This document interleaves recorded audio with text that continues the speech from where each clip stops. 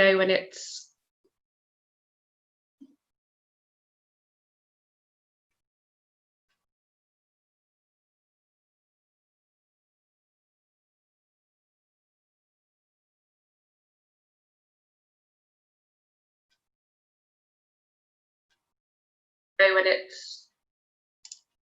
okay, it's live now. Thank you and good morning. Welcome to this meeting of the Healthwatch Coventry Steering Group, meeting in public. And for those of you watching on YouTube, good morning. Good morning to all those taking part in our meeting today. We have new members to welcome to our steering group from the voluntary sector, Stephen Hill from Mind and Sonia Woodhouse from the Carers Trust Heart of England. So good morning to you two, especially. Thank you very much indeed for joining us.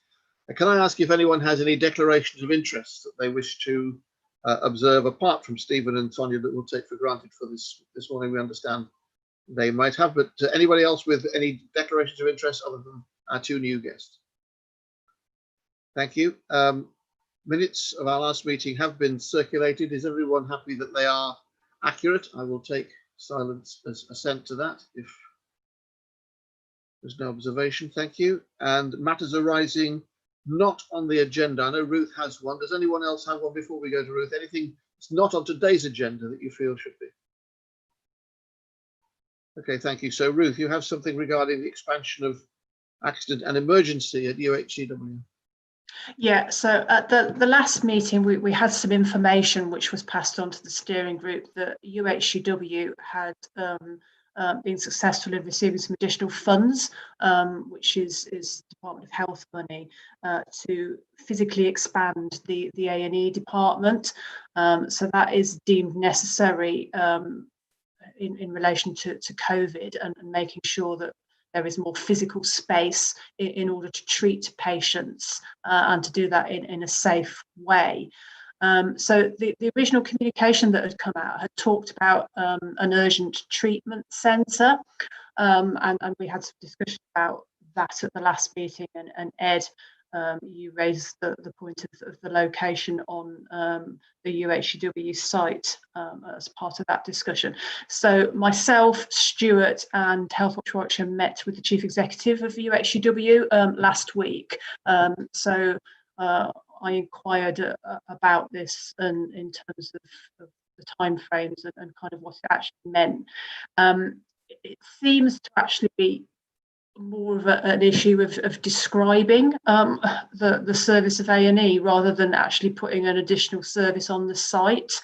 So it's more about the term urgent treatment centre has been used for what would be known as the kind of minors or the walk-in element of A&E, which already exists on the site, so it's not new.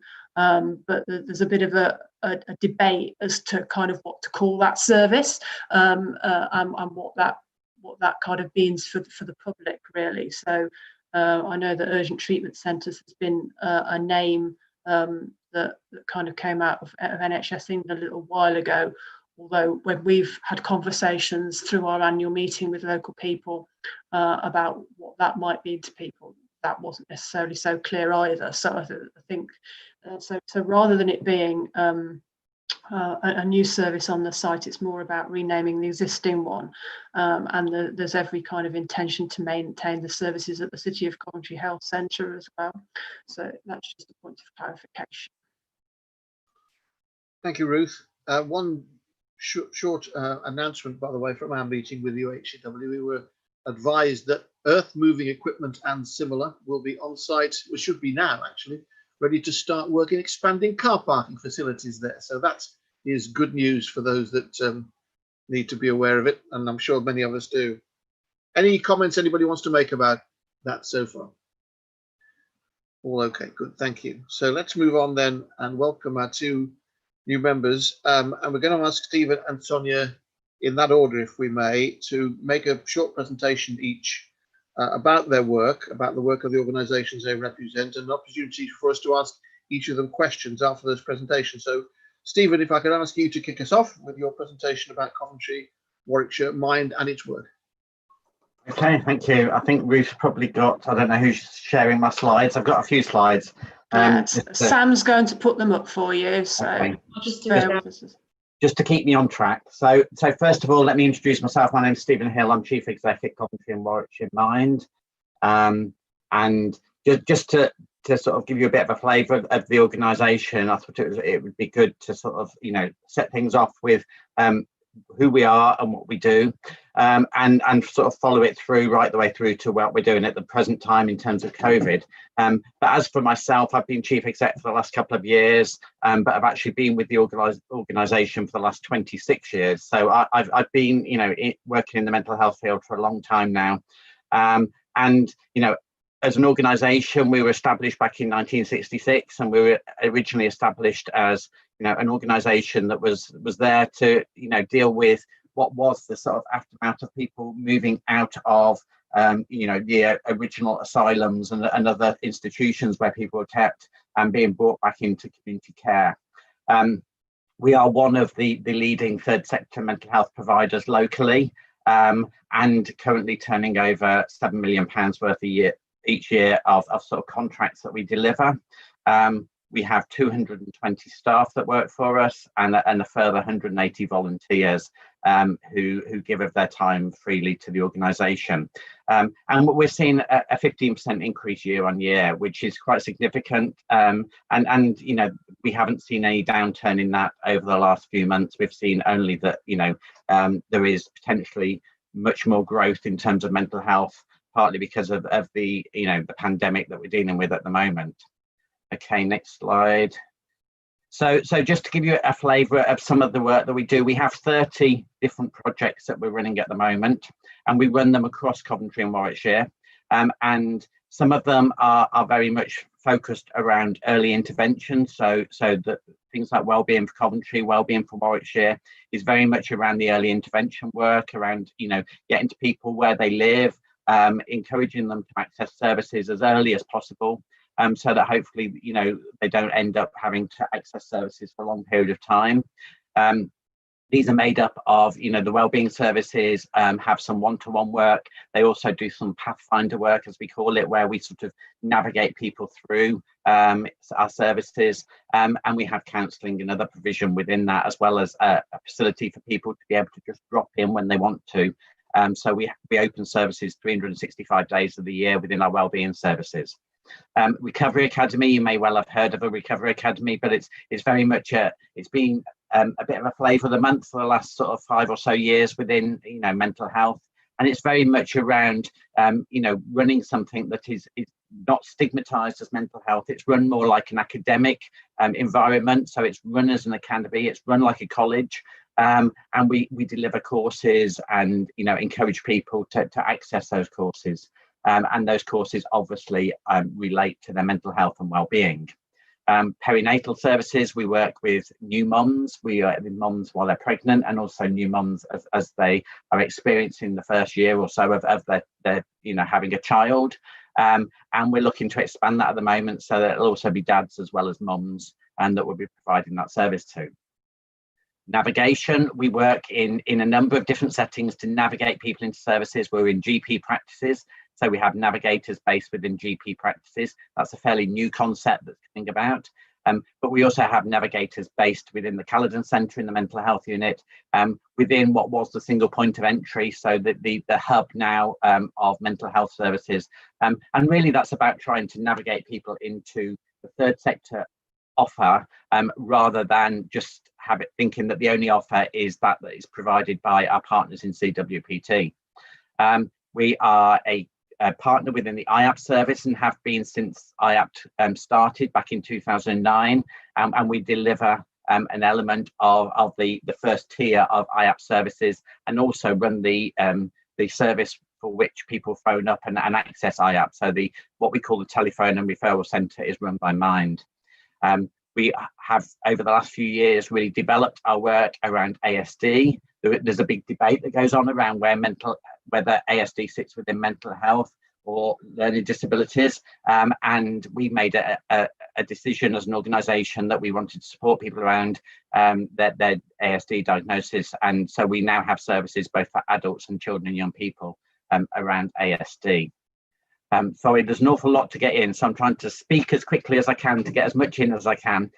Accommodation-based services are really important to us, and we have, over the years, really developed our accommodation offer.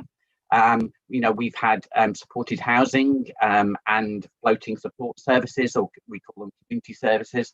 We've had those for many, many years, and we have over 100 beds within our supported housing just in Coventry.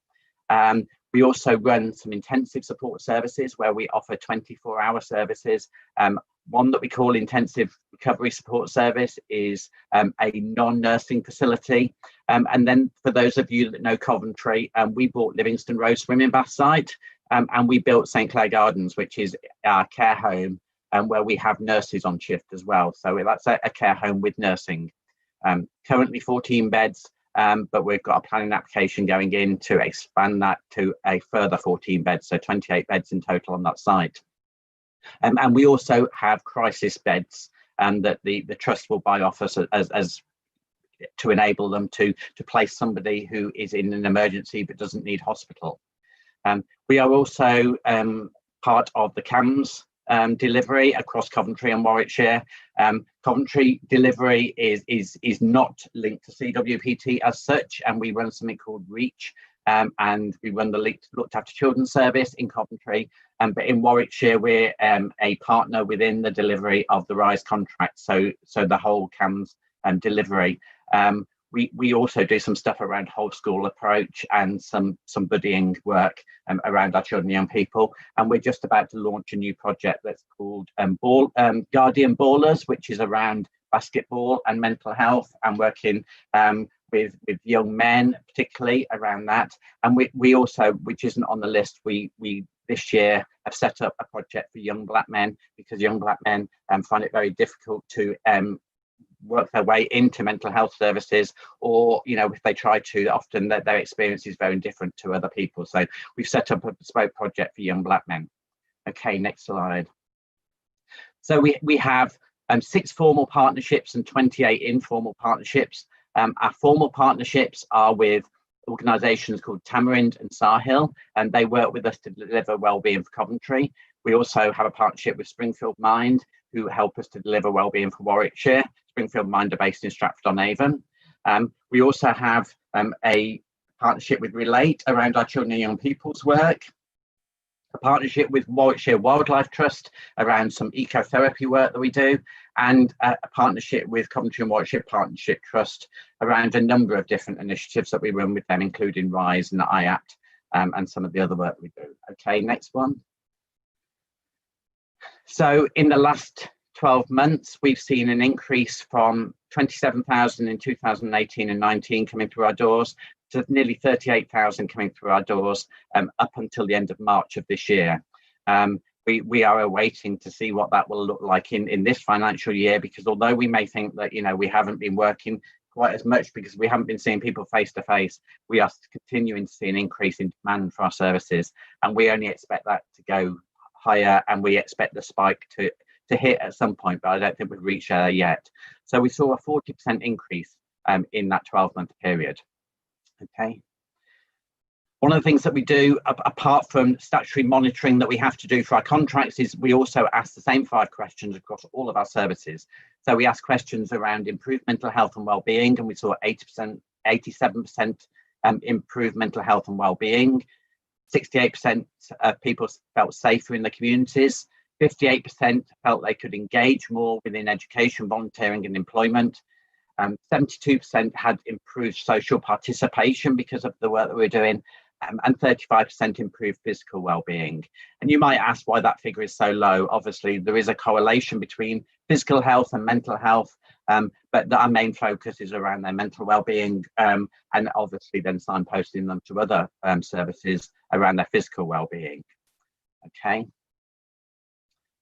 And what was really important is that 98% of the people that we surveyed as part of this, and it was a significant number, it was several thousand that responded to this, 98% said that their intervention was beneficial to their mental health and well-being.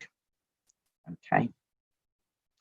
So obviously we're in a pandemic at the moment, and I thought you'd probably want to know what we're doing about that and how we're delivering things. So the next slide will give us a bit of a flavour of how we're currently operating. So obviously our service users are at the heart of everything that we do. We are, our board of trustees has service user involvement in it right the way through the organisation. And we also have experts by experience who are our advisors across all the work that we do and help us to co-produce.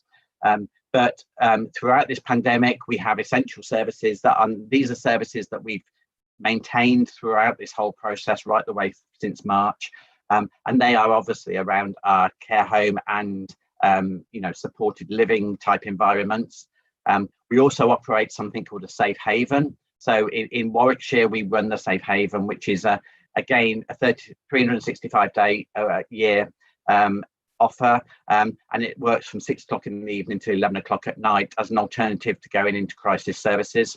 Our community support offer, our floating support continues, and our work with GPs and some one-to-one work has continued throughout. We've been more creative in some of the work we've done around Recovery Academy, our wellbeing offers, some of our children and young people's work, and obviously have gone down the route of digitalising a lot of that work. And then in terms of where we're at, in terms of, securing the way that we deliver this, and we've done a lot of work around making sure that our buildings are COVID safe, and that, we have regular contact with all of our staff and our volunteers. We've done something quite creative around a return to work booklet that's an electronic booklet. And we're also building a lot of relationships now with employers locally and helping them also to develop some of their offer so that they will, they can also be ready for what we see as being a massive spike in mental health, across the next few months and years to come. So that's just a flavour of who Coventry and Warwickshire in Mind are. It's a bit of a whistle-stop tour, apologies, but I thought if you've got any questions, you can ask me them now. Stephen, thank you very much indeed. That was, as you say, a necessary gallop because of time restrictions, but very comprehensive, and appreciate that. Thank you very much indeed. I've been looking and checking hands. I haven't seen anyone as yet indicate a particular question, but if you do have one for Stephen, please do so, and we will come to you. Could I just, while we're waiting for anybody else to come forward, just ask you about your work, first of all, with delivering the Recovery Academy? Presumably, like everybody else, it's all being done online at the moment. Is that causing you any great difficulties? Have you been able to overcome them? I think there are certain parts of the organisation where the digitalisation has actually, proved to be the way forward, and the Recovery Academy is probably one of those areas. I think where we've struggled the most in terms of digitalising our services is in terms of particularly some of our services that are meeting people in the hardest to reach locations. So, a lot of our wellbeing work and a lot of people that use our drop-in services are people that don't have means to be able to engage through a digitalised means. So the Recovery Academy was very much, it's established around, serving the whole population, and we get a lot of people that will be, in work and, this is their normal world now. It's all of our normal world at the moment. And they actually find it, in some ways more beneficial because we can record some of the courses and we can, people can access them when they want to, rather than feeling that, they're tied to a certain time of the day. So Recovery Academy has probably flourished because of this. Some of our other services, not quite so. And we're very conscious that at the end of all of this, we're going to be finding people that have slipped through the net, and nobody knows where they've been throughout all this period or how they've been coping throughout all this period. Thank you. David, you want to ask a question? Thank you, Chair. Stephen, very impressed with all the work that Mind's doing. I've certainly learned a lot in the last 10 minutes. Just one very quick question. Partner in IAPT service. I don't know what IAPT stands for, what it is. Okay, so improving access to psychological therapies is the IAPT service. You may have heard the terminology IAPT, but it's the Improving Access to Psychological Therapy service that is run in partnership with CWPT, and it's really it's the service that is provided to a large number of people around providing a cognitive behaviour therapy approach, and we have psychological wellbeing practitioners and high intensity therapists that are employed across our organisations that deliver a recognised therapeutic intervention, and we have up to 20,000 people a year going through that service across ourselves and CWPT. I don't know if that's explaining it in enough detail. It's quite a complex service, but no, that's fine. Thank you. Thank you, David. In terms of your relationship with CWPT, how extensive is that, and how much involvement do you have with them? We obviously have a formal partnership with them in terms of the delivery of some of our services.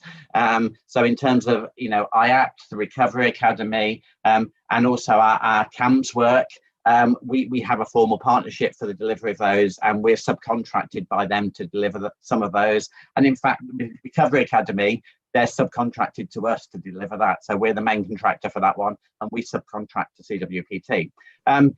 I think we have a very good working relationship, but equally we recognise that we're independent organisations and we have a voice as independent organisations, and we feel comfortable in challenging them as much as they feel comfortable in challenging us. So we're not in their pocket. I don't know if anybody's in the room from CWPT, but we are not in the pocket of CWPT. But we also recognise that there is times when you need to work more closely together, and times when you actually need to be able to challenge each other. Can I ask a couple of questions, Stuart? I don't have a hand because I'm a co-host, so no virtual hand. So you've mentioned work with GPs and in GP practices. What do you see are the opportunities and the challenges of kind of working with GPs and primary care networks as that kind of approach develops in Coventry? Okay, I think the relationship with primary care and GPs is really important, and I think for many years it's actually been overlooked as the gateway into our services. We've always thought the gateway is through single points of entry and sort of referral pathways, but actually the gateway is to get into GP practices and meet people at the earliest possible point. And that's why we've been working closely with GPs to try and get our navigators based within different primary care networks. We're currently working with 5 primary care networks across Coventry and Warwickshire, and we're looking to expand that work in terms of having these mental health advisors. I do really believe that if we can catch people at the earliest possible point, and as part of that work with social prescribing, because obviously we're not social prescribers, and we can also work with mental health link workers that are provided by the trust, all of which will be based within primary care networks. We can really hopefully divert people away from the traditional sort of services that people would expect to get in terms of going to their GP and either ending up with some medication or on a waiting list for services. We want to try and capture people at that point and get them into services as quickly as possible. We're actually really sort of see, as I say, primary care being the way forward. We're actually about to move offices, and we're moving above a GP practice because we think that's the best place to be. If we can, if we can court a local GP practice and have a really good relationship with them, and that's our sort of present plan. So which primary care networks in Coventry are you working with at the moment? Oh, you're putting me on the spot now, aren't you? And let me know afterwards. So the Sal Valley partnership, with Unity. Okay, yep. And with George Eliot. Okay, yeah. So they're the ones that I can name off the. They're the ones I can name off the top of my head, but I know there are others. I can share with you afterwards. Where will your new premises be? We're moving to Orsley Park, to above the library in Orsley Park. Oh, right. Where and the GP practice and pharmacy obviously downstairs as well. Yeah, indeed. One final question from me, if I may, Stephen, is just about autism. I mean, clearly what we've been through and are going through with COVID is very difficult for a lot of people, but particularly for people who are on the spectrum. I mean, you must obviously have a lot of your workload associated with autism.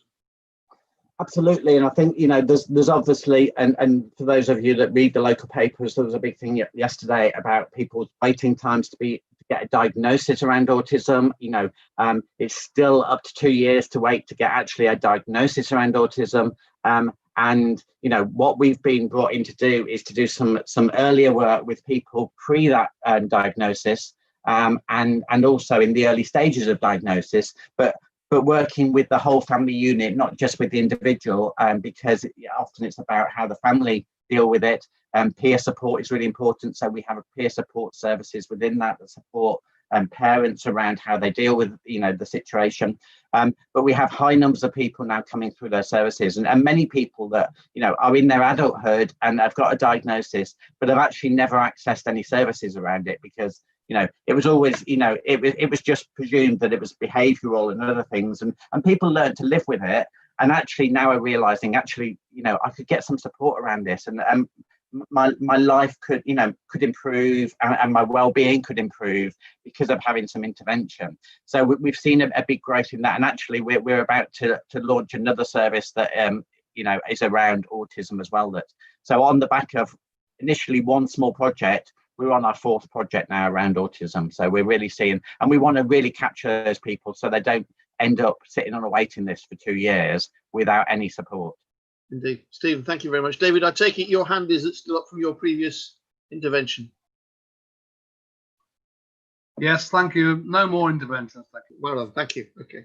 Stephen, thank you very much indeed for that. I do appreciate what you've brought to us. I'm sure a lot of people found it as extremely interesting and, as David said, illuminating in the last few minutes. Sonia now. Sonia Woodhouse from the Carers Trust Heart of England. Sonia, over to you. Tell us about your organisation. Lovely, thank you, Stuart. Stephen, thank you for that, setting the bar really high. I haven't brought any PowerPoint with me. I'm just going to talk you through. So just a little bit of background about Carers Trust Heart of England. I've been CEO for just about 2.5 years now. The organisation's been around for over 30 years and was a merger between Crossroads Care and the Carers Centre. We do employ about 200 staff, and we deliver regulated care, so domiciliary care, respite care, short break service, and an emergency service for carers. And we support carers, adult carers, and young carers. The sort of support that we can give to carers are, we do the formal carers assessments for adults and young carers. We provide information, advice, and support one-to-one with carers. We do group sessions where it's peer support, and we work on a sort of social prescribing basis, in that it's what matters to the carer, what difference can we make to that person's life. And we support thousands of carers across both Coventry and Warwickshire. And as Stephen was saying, with ourselves, we're working very closely with GPs in Coventry, and we have a GP award system which encourages GPs to support carers and identify carers at that very early stage, because exactly the same as Stephen was saying, it's about getting to those carers. People talk about hidden carers. Carers aren't hidden. They're everywhere in our society. There'll be people on this call today who are carers, and it's just that we don't know who they are. And one of the biggest problems with that is people don't always identify with the term carer, because they're somebody's wife, mother, son, daughter, neighbour, friend, and don't like to be labelled in this way, and feel that they have their relationship changed or defined by being called a carer. So that can sometimes be actually an obstacle and a barrier to people actually getting services, because they don't identify as a carer. We're also working with the hospitals in Coventry. What I wanted to talk about a little bit was about how the pandemic has impacted on carers, and I think they've been adversely impacted than some other areas of society. I've done this in 2 stages: the very early stages of the pandemic, and then lockdown 2. So the first lockdown, it was very much about practical issues. People didn't know who the carers were, and there was all sorts of things about getting priority, but they couldn't prove they were a carer. So we did a lot of work of actually providing passes, providing letters and things like that, shoppings, prescriptions. It was about practical issues for them. And we were able to link them up to community. There was a fantastic community spirit and help that provided and supported carers. And we signposted in those people who didn't have anything in their area, we did it for them and made sure they got their shopping and made sure that they got their prescriptions. A lot of it was understanding what they needed to do. The biggest pressure for carers was around cancelling services, short breaks, respites, domiciliary care in some cases. Now, that's not necessarily that domiciliary care was cancelled for them, it was them cancelling their calls because they felt they didn't want to have people coming into the house. They thought it's only 6 to 8 weeks, we can cope. We'll just put our heads down and we'll deal with this. But of course, it lasted much longer. And what that meant was that carers were coming to us in a much higher level of need, particularly emotional needs. And that's something that myself and Stephen can perhaps link up about outside of this. They became very scared about people coming to the house, letting people in and bringing COVID into the home. They were very scared and upset about becoming ill themselves and what would happen to the person that they were caring for. They felt very isolated because people were locked down. It fell on very often to one member of the family who was actually providing all the support, whereas before that there was a circle of support in many cases. And so that had led to carers becoming quite exhausted. And we've been seeing cases of carer being close to breakdown and in crises. They had a breakdown of their social networks, and a lot of carers were digitally excluded. So everybody switched to online and telephones, but lots of carers didn't have access to that, particularly in the BAME communities and our elderly carers. But also what we found in digital exclusion was also young carers, because there may have only been one laptop or access to the internet in a particular household, and the young carer wasn't able to join in at certain times, or felt that they weren't able to access our services through online because they didn't want to be in front of their parents when they were asking for advice and support. So they were particularly affected. Working carers, they were adversely affected, particularly working carers who were dealing with people, who were supporting people with mental health, substance misuse and disabled children, because they were having to work from home, but they still had all of their caring responsibilities and their childcare responsibilities and to deal with. And they found that there was no division between home and work, and it was becoming increasingly difficult for them. The impact of all of this has been, we've been seeing an increase in mental health issues, both for the carer and the cared for. In particular, now what we're seeing is that there's been a deterioration of the condition of the person that is being cared for.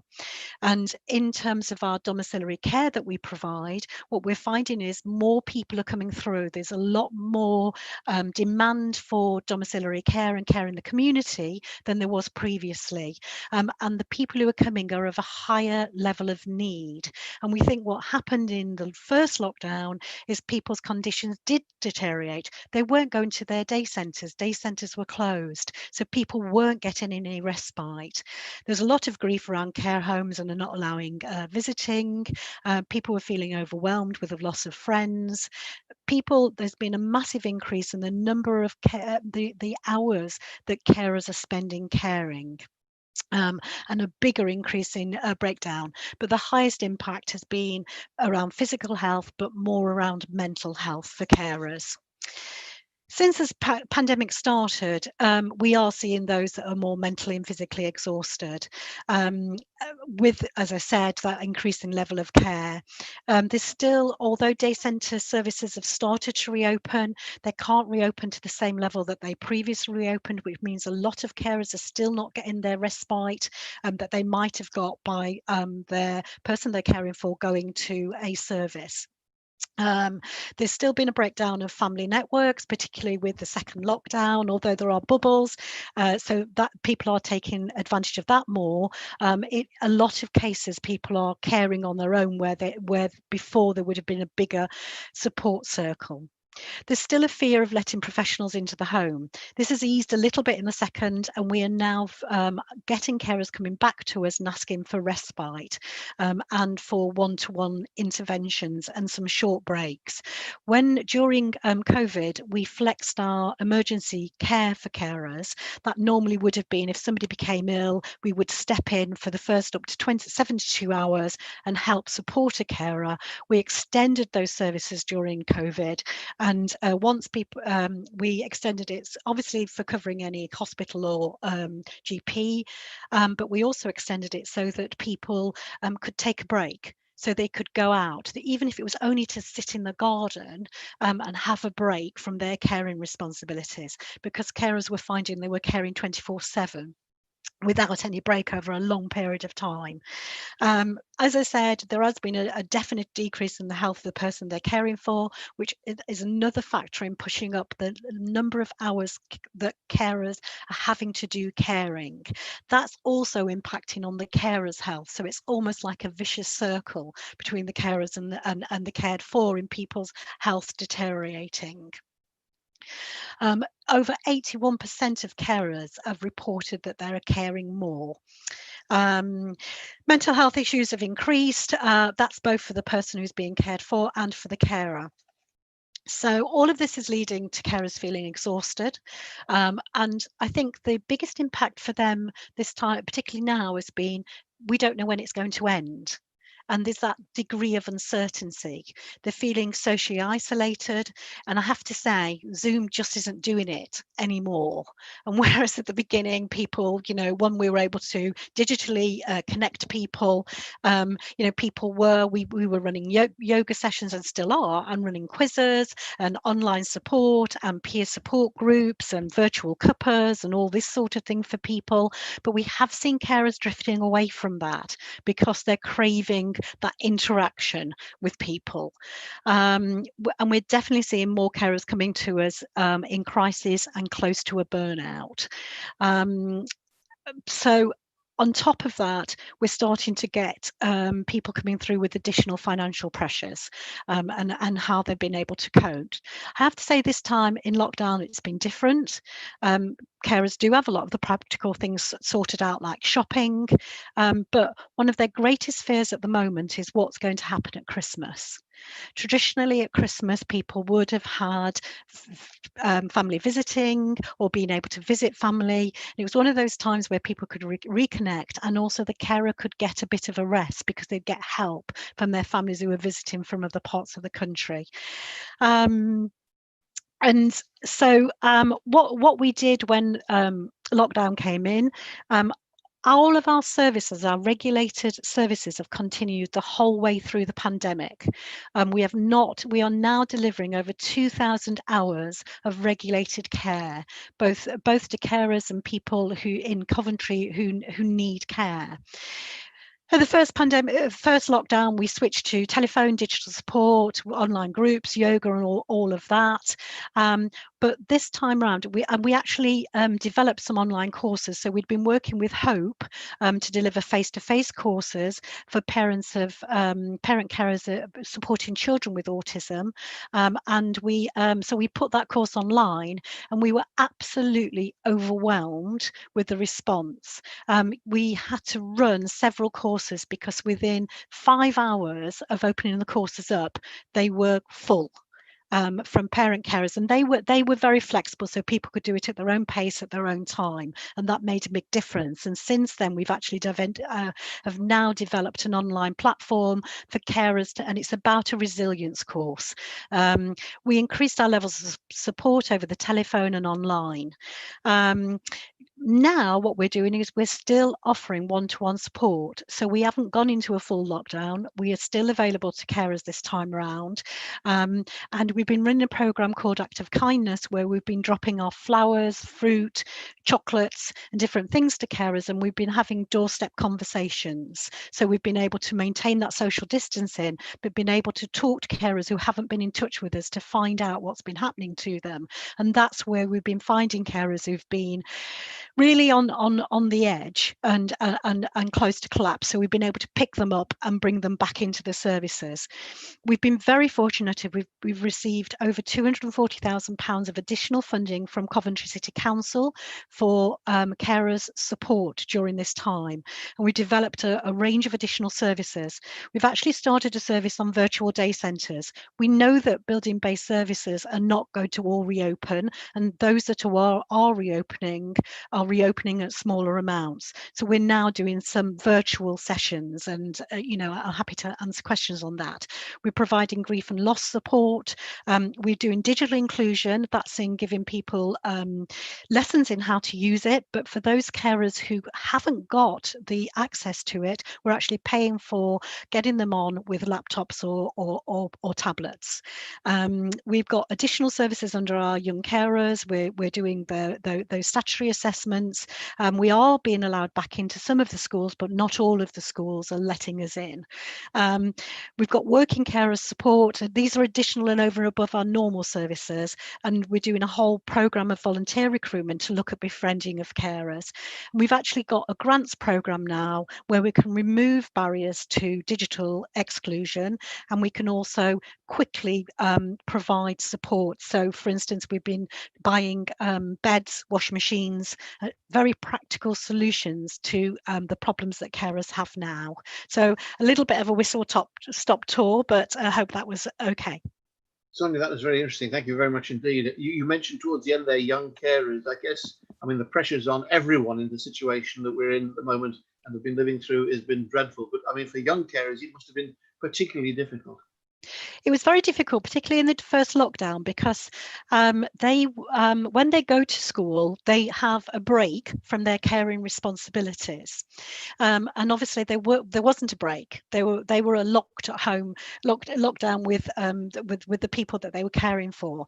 That was particularly difficult for young carers who were caring for people with mental health and substance misuse, because those increased during the lockdown in particular. Very, very difficult. Young carers in particular found it difficult to access. You'd think with young carers it'd be really easy for them to access digitally because they're so far more advanced than us in terms of digital.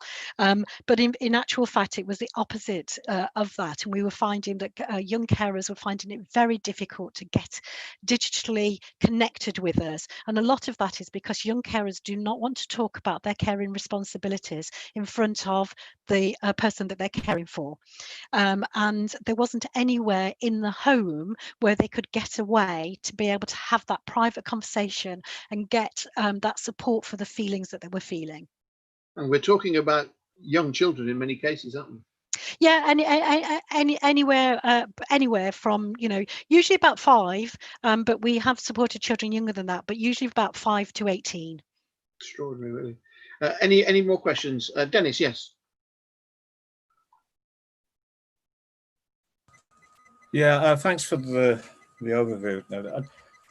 I don't know if I'm alone, but I think it's a national disgrace the way we don't support our carers. And I'm thinking financially as well, because I spend a lot of my time trying to get people who are in desperate misery, especially pensioners, looking after each other, because they can't get carers allowance because they got a pension. And that I know money isn't everything, but it sure does help. And if we could rebalance how much carers are saving us by, I don't know if the local authority could give a proper grant to people who are caring, it would take a little bit away. It wouldn't ease the burden that much, but it would take a little bit of the tension that happens in households where they're literally doing it for free and they get very little support in a practical way. And I appreciate what you're doing, and I hope that you carry on getting more money in this sector. But are you campaigning to actually solve their financial problem? Yeah, absolutely, Dennis. And I agree with you. And carers have been adversely affected during the pandemic because food prices have gone up, heating's gone up, and lots of carers are financially disadvantaged because of their caring role. So they've either given up work or they're working part-time, or as you say, they're on a pension. So a lot of carers, over 50% of carers end up giving up work or working part-time because of their caring role. So during the pandemic, pandemic, there was no additional money for them, but all of those costs went up. So it has been very difficult. We've joined with Carers UK, and we have raised with the government about the issues for carers, and we have a campaign running to try and get a proper carers allowance that will support carers during their caring role, and particularly those carers who've had to give up and are being very financially adversely affected. So yes, we are. Carers Trust is part of Carers Trust Heart of England is part of a federated organisation. So we have 140 network partners across the whole of the UK, and I sit on the Carers Trust board, national board, and it's something that we are campaigning for very highly. And also what you mentioned earlier about the carers and the amount. I think the years and years ago, Health estimated that it was 132 billion pounds that the caring was the informal carers were actually adding in terms of the caring. And one of the things that has been vexing me more recently is that during this pandemic, we talk about the NHS, we talk about local authorities and domiciliary care, but actually there's a third part of care in our system, and third part of the system is informal carers. And when we're looking at integrated systems, we need to make sure that carers are part of that, because they deliver a majority of the hours.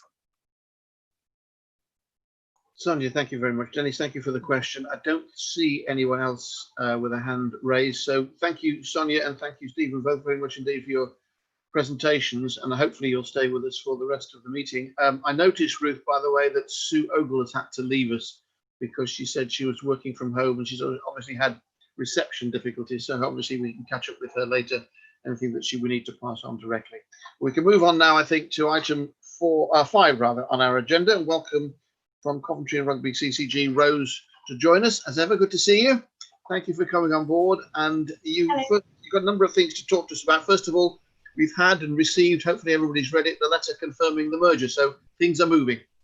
Things are moving. I'm shocked to be able to sit here and say it, to be honest, but they are. Just to note, obviously you've seen the letter. It is a conditional offer to merge. It's a bit like a mortgage, I think, an agreement in principle. So what we're doing with that is there's a variety of things that we need to get in place. One of them is about recruiting a chair, and so other qualifications around. Just wanted more information in some of our documents. So it's a really, really important step on the journey. It's, as ever, it is a continuing journey, but we will keep everyone very much in the loop with that. Some of the things that I know were sort of raised as issues at the previous one, and I have fed back with regards to the input on the Constitution.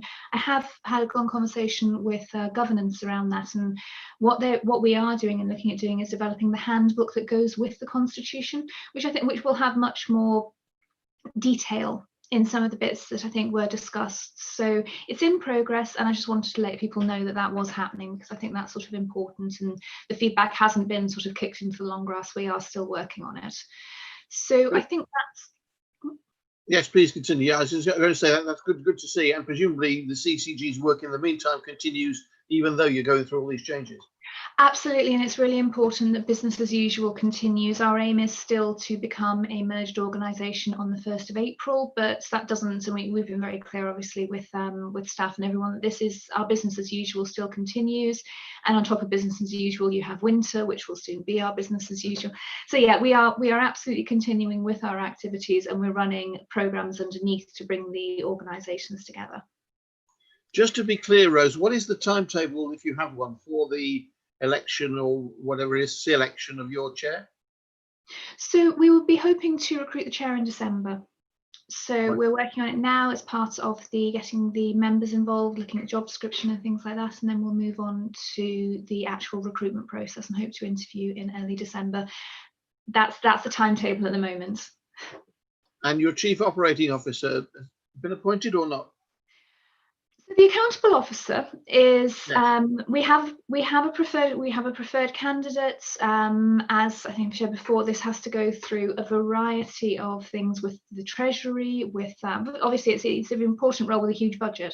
So NHS it needs to go through committees at NHS England. We are still going through those committees and that process, which is not ideal for anybody. However, I will let you know as soon as we have one. We have a preferred candidate. We're just waiting to get the final okay from NHS England to get the offers out there. Good, thank you. Do you have anything else that you need to pass on to us? Anybody with any questions for Rose?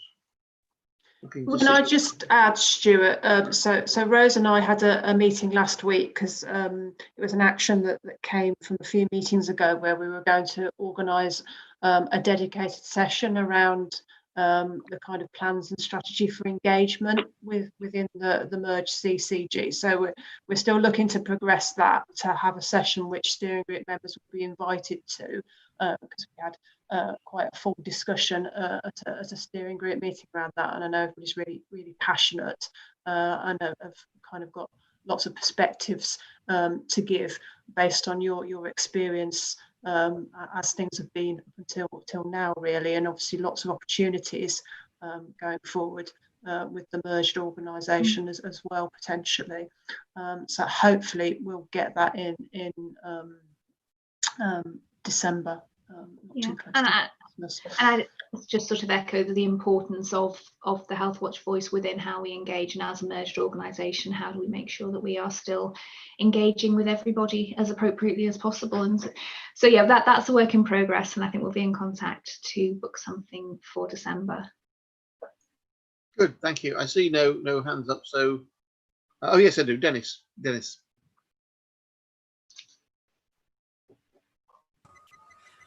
Hi, I've lost you. My internet isn't stable apparently. We can hear and see you, Dennis. Okay, I better not say anything naughty then. Hi, Rose. What's going on with the STP now, or what is it called now? Is that still going on? And so the Healthcare Partnership is absolutely still going on. The executive group is meeting regularly to deliver that partnership. Chris Hamston is the chair. I think it has gone quiet in terms of the activities of the Health and Care Partnership at the moment because of COVID and so on, but it's still in place. We are still looking to continue on that journey towards becoming an integrated care system.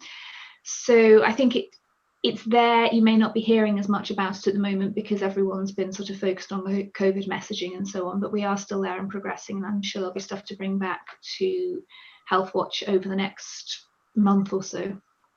So what's the timescale to actually deliver? I remember years ago this started, and I thought it was supposed to be complete within a couple of years.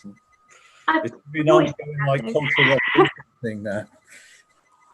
No, I appreciate that. It is part of the journey, and of course merger is a really important part of the journey towards becoming an ICS and moving towards then.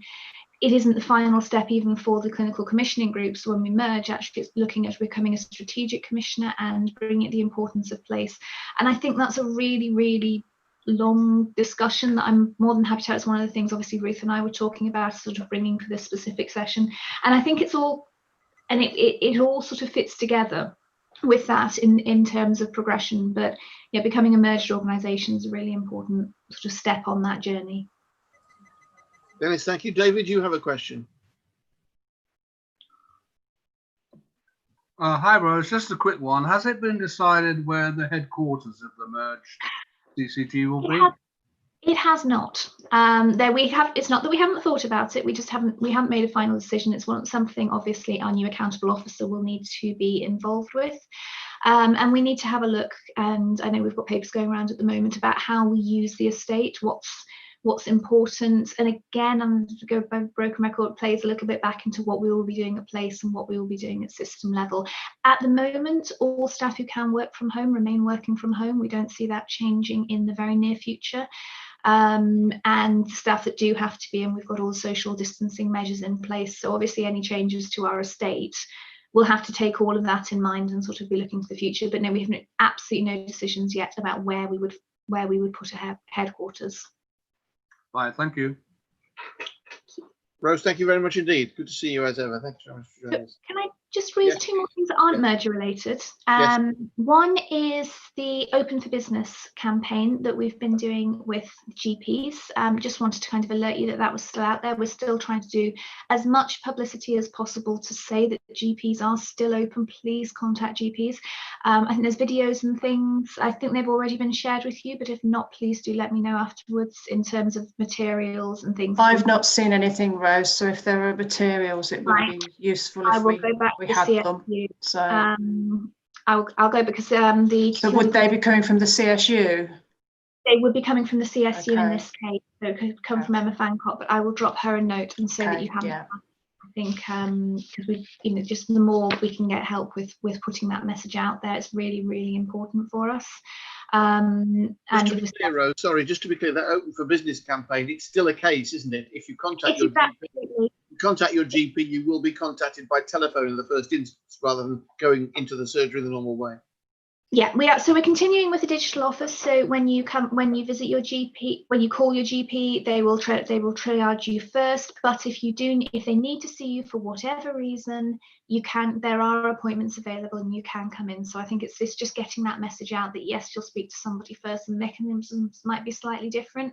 But actually, if we need to see you, if we need to look at something, whatever they need to do, poke something, all of these different bits that they may need to do in person, they are still available to do that. It's really important that we get that message out. Good. And my last one, the doctor be poked. That's good to know. Thank you. Yes. So my last one is around engagement. We talked about at the Health Overview and Scrutiny Committee, last committee, I think, which is the moving of the level 2B neurorehabilitation beds, which were moved under COVID to create bed space at UHCW. They were being delivered at UHCW, and this is for people who've had serious brain injury. There are a couple of viruses as well that can create the same brain injury, but primarily it is through accident. And that service has been moved. It was initially a rehabilitation service in UHCW. To free up beds at the beginning of the COVID crisis, we moved the service to Royal Leamington Spa Hospital, which is actually in Warwick, which is the Central England Rehabilitation Unit. So we're now looking at that service and working out, is it better to keep it within the rehabilitation unit, or actually do we move it back? Are there any other options? So what I'm starting in the next week or so is a piece of engagement with patients, ideally with carers. And Sonia, I was listening very carefully to your presentation, but it'd be great if we could have a chat. So you're actually on my list of people to chase down this week. And and with staff as well. And what I'm trying to understand, it's not at the moment, we're not at an options point of looking at that yet, but I want to understand what is important to them in the rehabilitation care they receive, what is important to their loved ones. Obviously visitation is difficult at the moment, but thinking in a perfect world where you could visit, all of those kind of things. So we'll be progressing that over in the run up to Christmas. I'll share obviously all details with you. It will be, because of COVID, primarily online, although I'm working with the speech and language therapists at Surrey to see if we can facilitate some qualitative interviews with some of the patients who are in a fit state to talk to, and it won't be disruptive for them. So just wanted to kind of flag that was happening, and I'll send all the information round. Thank you very much, Rose. Thank you. So we move on, if we can, then to item 6, and there's a paper that's been issued for discussion on primary care commissioning and adult social care stakeholders group meetings. Is there anything you wish to say to that, Ruth, before we open it up to the floor? Okay, so this is your representatives report, so that the usual report from the meetings that various members of the steering group have attended on behalf of Healthwatch. I guess what I was just saying was, because things have moved on quite a lot in the last few weeks with regards to the response to COVID, that what was discussed at some of those meetings is now looking quite out of date. So there's some interesting content in the reports from Ed's report from the Primary Care Commissioning Committee, and also some interesting information in David's report from the Adult Social Care Stakeholders Group meeting around some of the developments. So I don't know if either of you wanted to make any comments to the steering group about those meetings. Yes, Ed, you wanted to say something. I don't actually have any comments to add, really. I tried to make all my points in the report, really. I did feel that most of my questions were answered during the committee meeting. That's good. There's obviously just a question about what's going to happen now to committees like that upon the merger. When I attended that meeting, it was still being decided. Now it has been decided. It would be good to be kept abreast with those changes and know what's going to happen with attendances for health watches at them and representation. Okay, so as I think Rose is saying, it's all kind of still work in progress, isn't it, in terms of the merged organisations? But yeah, it's a good point to flag up. So Rose, when you know, can you let us know? I mean, in terms of, we'll still retain the statutory obligations around primary care commissioning. We will still have to have those meetings. Again, the governance and how they will work at a place level, how they will work at a strategic commissioner level, we will keep you really informed, though, and obviously it's our intention to keep health watching as much as possible. Okay, thank you. David? No, I don't think I have anything else to say, Stuart. Thank you. So there's sounds like from your report of the meeting, David, that there's some quite innovative things starting to kind of happen in relation to social care. I just thought that was an interesting point to note, really. So. Dennis, you want to join in? Yeah, just coming back to the PCC. I mean, we've still got outstanding queries from years back that we haven't had answers to, and I just wonder if we were promised an IT meeting. I don't know if Rose would like to respond to that.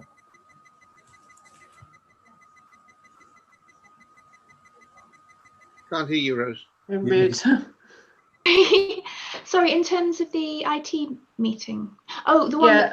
So there was lots of questions that Dennis had raised through the primary care commissioning group meeting. I think there's lots of budgetary discussion, but actually a lot of the budget is spent on GPIT. So there was some stuff to kind of follow up with somebody specifically. Yeah, no, that's fine. I think, so if I'm honest, I think we've kind of, because of the whole of the merger work, it's been a little subsumed into that, but I will pick that one. I apologise, and I'll pick that one up, and we can do something separately. Can I just stress that my original question must have been almost 18 months ago. I've been trying to get at the PCC meetings that I've went to. All they could do was note and assure. They couldn't do any real interrogation of policy or find out anything about policy. It was always seemed to be discussed somewhere else and decided somewhere else. And I think with a new merger, I think you ought to look at that committee to find out really what it's there for. Because some place has to carry the accountability for decisions made, and it doesn't seem to be any interrogation decisions that's made at that meeting. It's just they're made somewhere else within the hierarchy. And yeah, I would support that. I think a good example as well would be a recent question I asked, how many GP practices in Coventry are actually offering video consultations? Even questions like that, the committee couldn't provide me an answer to. And I think that's quite a basic piece of information, really. And there's a broader point about the pandemic and the suspension of competitive tendering and things like that. There's a danger that we're losing oversight, and the purpose of the committee is really being lost. So yeah, I would definitely support having some kind of meeting with a representative where we'll find out answers to these pending questions. Is that something you can take back, Rose? Yes, it is. And apologies, I had it had gone slightly off the radar, but I will sort it out. Yeah, and I think there's a slightly bigger picture point there as well, isn't there? Because I wonder, because obviously we work in Coventry, but I wonder how these committees work in other CCGs around the country. And I guess my sense is that some of them must be working in a different way, because as Ed and Dennis have said, it doesn't really feel like it's in charge of any kind of primary care commissioning. So that's our kind of experience of it, and that doesn't feel right. So, I think Want to come back, Dennis? yeah, I think things are done in its name, because I can't, in the structure, I can't see any other body that's really in governance looking over that area, apart from the Primary Care Commissioning Committee, or whatever it's called, PCCCCs. And therefore things are done in its name, but they're not really decided at that meeting. They just pushed through that meeting. I think something that you ought to look at the governance about where accountability lies, because we can't find a route to get any accountability. I mean, there's questions on the pod, there's questions on quite a lot of things that we've raised, but just not. We've given up in a lot of ways, to tell you the truth. Well, I have. Well, I can certainly feed that back, and obviously, as we look to put in the new structures, it will be good to look at the governance and the various elements. If you could, Rose, please, because Dennis says we've given up, we don't forget. So That's fine. I won't forget either. you can do that. Thank you very much. Sorry, one of the main push factors are I can't use Teams as well. I mean, so that's not. I'm trying to be a member of the public. You know, I'm not. So that's an exclusion on a big level. The fact that you all rely on very modern versions of Teams. But anyway, that's my two, Bennett. Have a good Dennis, day. thank you very much. Rose, thank you again. If we can move on then. Christine's got a hand up, Stuart. Sorry, Christine, beg your pardon. Yeah. Yeah, thank you. Just a really quick question for you, Ruth, actually. You in your report, you mentioned the Joint Place Forum and the fact there seems to be a kind of an initiative and a keenness to work with the voluntary sector. Actually, was there voluntary sector representation at the Joint Place Forum, or is that something they want to action? Because certainly from the women's sector point of view, we certainly haven't been invited, and I'd like to ensure that we do get those voices across of our communities and women. Yeah, so I would say that there's quite a few gaps at the moment. So I think that's the Coventry and Warwickshire Place Partnership meeting report. So essentially the Coventry and Warwickshire Place Partnership, it's got a really big invite list. So nearly 100 people on an online meeting. I attended part of the last meeting. Stuart was at it as well. It's kind of adopted the format of presenting information and the very little opportunity for interaction in the online meetings at the moment. So it was challenging, the scale of the meeting, even when they were face-to-face meetings, but now it's kind of difficult to see, I guess, what that means. So they had an agenda item, which was a paper that was presented around the voluntary sector. I hadn't joined the meeting at that point. Stuart, you were there, weren't you? And I think Sue Ogle was there, but she's had to leave our meeting today. So there are some gaps, I would say. Yes. From a Healthwatch point of view, we're kind of looking to Coventry Place in terms of what's that going to be. There's some structures that exist more locally, and where do we fit into it, and then trying to understand how that then fits into the Coventry and Warwickshire picture and beyond. And I would say it's not easy to see that at the moment from the information that we have. But it is all kind of evolving, and of course attention has very much been focused on COVID-19 and COVID-19 response. So that's going to be kind of playing into how long things are taking and where things are at the moment. So I think it will get there, and it will become clearer, but I'm not quite sure when at the moment. Yeah. Okay, that's fine. Thank you, Ruth. That's great. Christine, thank you very much. So if we move on then, if we can, to item 7 rather. This is again a paper about Healthwatch activity. Ruth, is there anything you want to add before people ask questions? So I've slightly restructured the agenda. So you see that the next 3 items are there essentially for information. So it's basically if you want to ask me anything about the activity report, which is in our kind of new report structure that we've been using for a few meetings now. I would say at the moment we've got quite an internal focus within the team, having had 2 new starters. We've also had the big move of the Healthwatch Coventry Information Service, which moved from CAB Coventry into the team my team on the 2nd of November. So we're quite early days in that. And there's also a kind of shifting going on in terms of the provision of the independent health complaints advocacy service, which is provided by the Law Centre. So they have recruited a second post to support that, and have created an email and phone access point directly into that service as well. So there's lots of things that we're kind of working through. We also have a new website which is ready to go. If I can try and get the technical stuff sorted out of who's responsible for doing that, so for the next couple of months, that there is going to be obviously some focus around bedding some of that stuff in within the team. Good, thank you. I'm looking for any hands up. Anybody want to make an observation, ask a question? Don't see anybody rushing to do so. If that is the case, we will move on then to item 8. Similarly, for information, the report on hospital discharge. So this is a piece of work which Healthwatch England have done jointly with the Red Cross, and it was also work which was cascaded out through the Healthwatch network as what's called one of the national campaigns that was running as part of our kind of joint messaging across the Healthwatch network. So it's being landed at the moment nationally. So I've seen quite a bit of stuff about it nationally. So this is about people's experiences of hospital discharge around the country. Obviously, different approaches may be being taken in different areas of the country, but the overall direction has been since COVID is about much more rapid discharge from hospital and into the community. David. Thank you. I know it's for information, but I was pretty depressed by this report.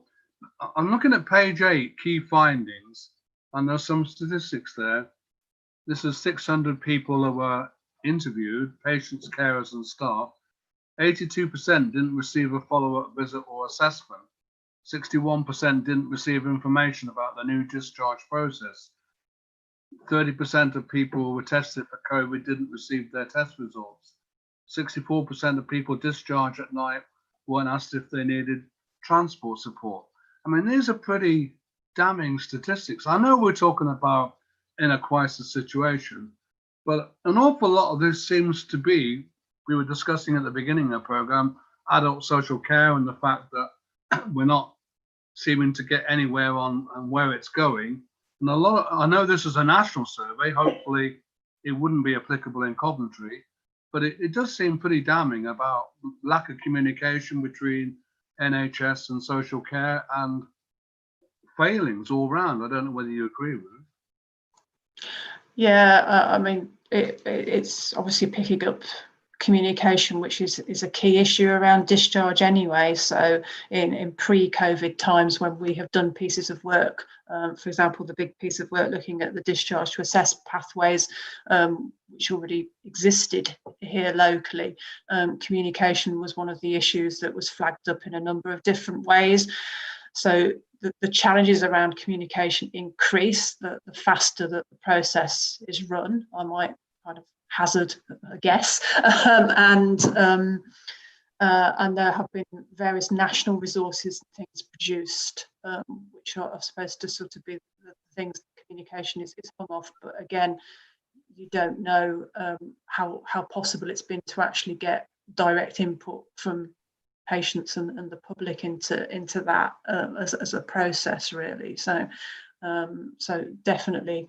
And this is why it was on Healthwatch England's agenda, really, is that many Healthwatch from around the country were flagging up issues around discharge, which is why this piece of work has been done. So as national directives have kind of been the thing around discharge, having a report which pulls stuff together nationally is an appropriate way of getting that flagged. But I think you put your finger, David, on one of the key issues that is just getting in the way of everything at the moment, which is communication and the paucity of it. It's really not very clever, particularly with the NHS at the moment. Dennis, did you want to add something here? Yeah, I mean, let's say that like my cab work now, I'm getting lots of people coming through who are shielded because they've been discharged and they're isolated and they have no, they not only losing out caring wise and everything else, they're losing out financially because the plans might not be there that they're aware of, but they're taking money out of their bank accounts and they're being driven down automatically with no explanation. It's a number of cases over the last weeks are coming through because people don't, especially the elderly, don't complain soon enough. They will put up with it and put up with it and put up with it until it's really a dire circumstance. And I think we're getting a lot of that coming through now. Where's the monitoring? Where's the follow-ups to make sure that people who are the plans are working? You know. Yeah. Well observed. Thank you. Ed, do you want to come in? Yeah, I think I could add something actually to this from the discussions about primary care that I've attended over the past couple of months. One of the main problems that was being reported through incident reporting was with complaints about discharge. At the moment, unfortunately, post-discharge tests like family and friends testing is suspended. So there is an issue with monitoring at that level, even though that's been taken out, it's still being flagged as an issue.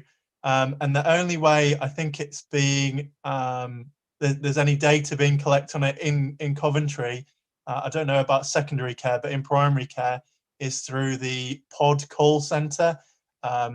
And I'm not sure how effective that is. The reason why the post-discharge testing has been suspended is because it's been imposed at a central level by the NHS. And I'm not sure there's any information on when it might be restored. Just some points that to add to that discussion. They're relying on data collected through pod. That's a pretty clumsy way of doing it, seems to me. But yeah. Thank you, Ed, very much.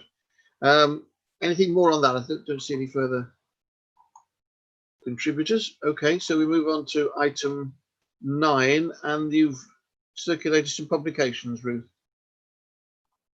Yeah, so I've done this by link to the web links because these are big file size documents which can be challenging to email around. So just to draw your attention that the latest Director of Public Health's annual report called Resetting Our Wellbeing has been published.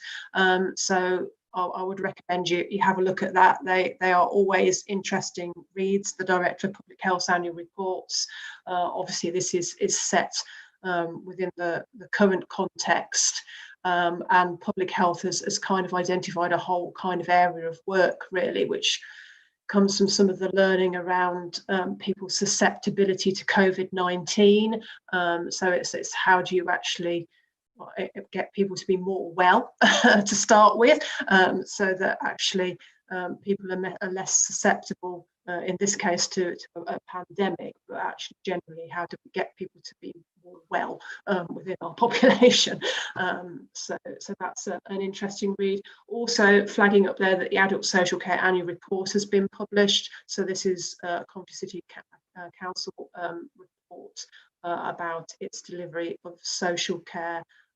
So again, have a read of those. If you have any questions when you're reading those documents, drop me an email, and Stuart and I will see whether we can raise those at some of the meetings and things that we attend. For example, the Health and Wellbeing Board, or maybe David might be able to ask something via the Adult Social Care Users Group, or we can see if we need anybody to give us any information. So. Thank you, Ruth. Any further interventions? We've got a comment on the chat. That's Rose just saying she's leaving, so we know she's gone. Anybody else want to contribute at this point? I would just, by the way, if you've not seen it, you can see it online, I dare say. If you haven't purchased the newspaper, people purchase newspapers in smaller amounts these days. There's a report in the Coventry Telegraph that is worth reading today. The headline is COVID patients sent to care homes to free up hospital beds. I would just urge a word of caution. I think we've mentioned this before, that the Coventry Telegraph very often get the stats completely around their neck when it comes to COVID at the moment. They're very contradictory quite often. But they're talking about the policy being employed by the City Council, and Pete Fahey is responding to it. It's just worth reading that just to get up to date with where they are.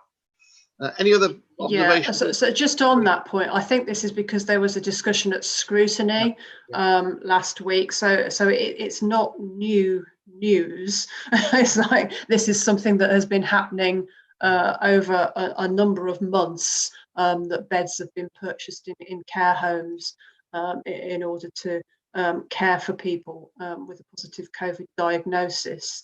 And there is a framework around that, but also councillors have probably been raising some fair points around communication around that policy and approach.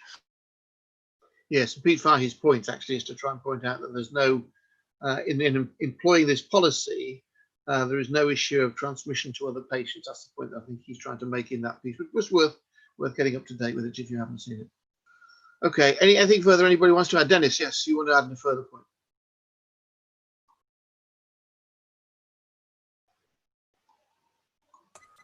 Did it? I've just noticed that this is the last meeting for 2020. So I just wanted to wish everybody a Merry Christmas and a happier New Year next year. Well, there's still time, Dennis. We could do something online in the run up to Christmas. Let's see what the COVID situation is going to be and what that's looking like for people. Yeah. If we do come out of current measures, some people in the population might be wanting to frantically run around and organise Christmas. Others may not. So. Christine. Yes, I've just literally had an email through this morning from the Women's Budget Group, and they're a national research organisation who look into sort of pressing issues affecting women across the UK. But if I can share something with Sam to circulate, there are actually 2 webinars taking place in December. One is looking at the impact of COVID-19 on young women, and the second one, actually quite relevant to today's conversation with Sonia, it's looking at the COVID impact on paid and unpaid work, and particularly how women are affected. So I suspect that we'll be looking within that webinar. I'm sure they'll be pulling up questions about caring and obviously unpaid carers' role. So if I can share that with Sam, if that's agreeable with everybody, that's 2 webinars in December that you might find interesting.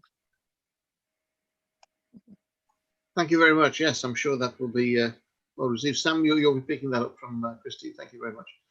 Good. Well, just to echo what Dennis said, let's hope we all can have an enjoyable Christmas. Whatever Nicola Sturgeon and Boris Johnson decide between them we're allowed to do, I'm sure it'll be wonderful.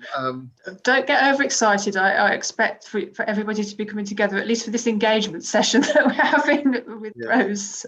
So just to draw your attention that we have set meeting dates for next year. Obviously, the plan remains to stay online where that is necessary and the safest way of doing them. But obviously, developments happening all the time. Different announcements around vaccines, new testing regimes to be trialled as well. So it's going to keep moving at a pace, really. And I suppose fundamentally, it's these logistical issues, isn't it, of trying to get more mass testing in place, how you vaccinate large chunks of the population, etc., which is going to be key. Good, thank you. And thanks once again to Stephen and Sonia for joining us for the first time this morning. I hope you've found it useful. Certainly by the fact that you two are going to talk to each other and Rose is going to talk to Sonia, we've achieved that much at least this morning. So thank you very much indeed. And indeed, if we don't see each other again until January, then do have a good time if you can, if circumstances allow, but who knows what might happen, as Ruth said, between now and then. So thank you very much indeed, everyone, and for attending, and we declare the meeting closed at 12:25. The extra 5 minutes to go out and